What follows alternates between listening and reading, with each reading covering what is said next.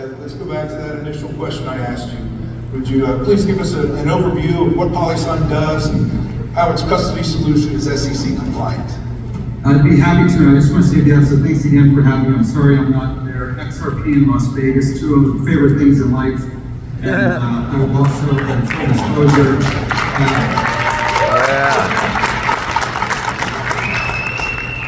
in full disclosure, as long as we're sharing, I actually have been to a dead show in Las Vegas many years ago. The real dead. I don't think I had one of your grilled cheese sandwiches, thankfully.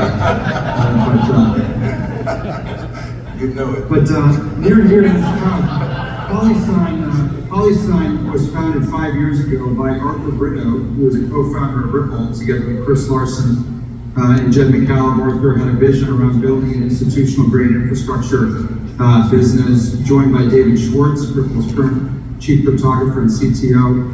I joined really day one from a fintech background, and what we set out to do was to build institutional-grade financial services to allow institutions to invest into digital assets, broadly speaking.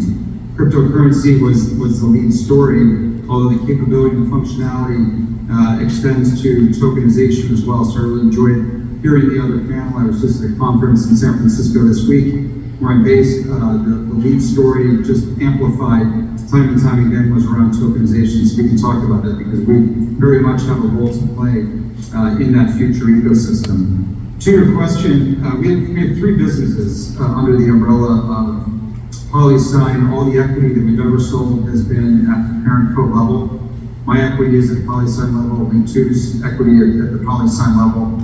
And three businesses. First off, the custody business called Standard Custody and Trust. We are a qualified custodian in New York. We meet the threshold of qualified custodian. That's ever more important given the recent SEC pronouncements, which I'll come back to.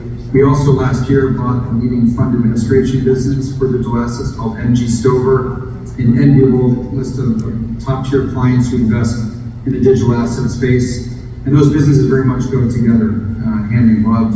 And then the third business is AtomicNet, which I call our moonshot idea, which is really to play towards tokenization, allowing for instant and atomic settlement between a very diverse group of assets. Could be crypto, could be fiat, could be a fractional interest in a private company, a real estate building, a fund, etc., and allows for the transfer of wealth in an atomic way. So in other words, everybody passes or everybody fails. And we think that we're playing a meaningful role in helping to rewrite a new operating system for capital markets.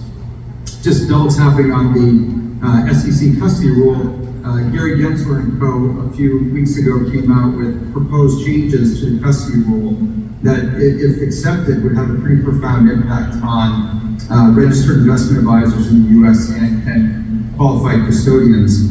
Important to note that the proposed changes, while all the talk has been around the impact on crypto, it actually would impact all qualified custodians. And particularly, I care about those in New York, like Fiduciary Trust, Brown Brothers Harriman, etc. And basically what Gensler and Co. said for the first time is that registered investment advisors under the 1940 Act can invest in crypto and digital assets. He had never said that before. So that's, I think, a big win for the industry. Second of all, he said that if you do want to invest, similar to equities, you must use a qualified custodian.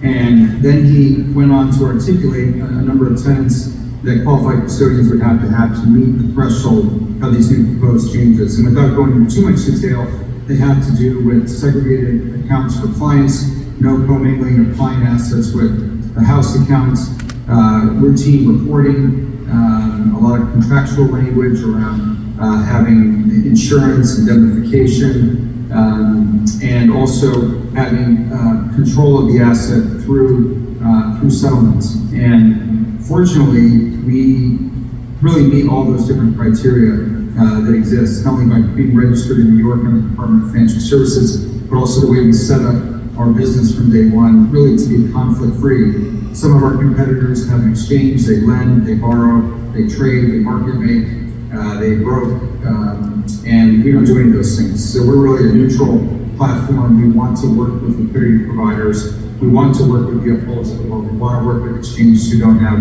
their own custodial platforms. And so we're quite excited about our future here and the sort of things that we think we're going to be able to bring to the market here around custody. Thank you, Jack.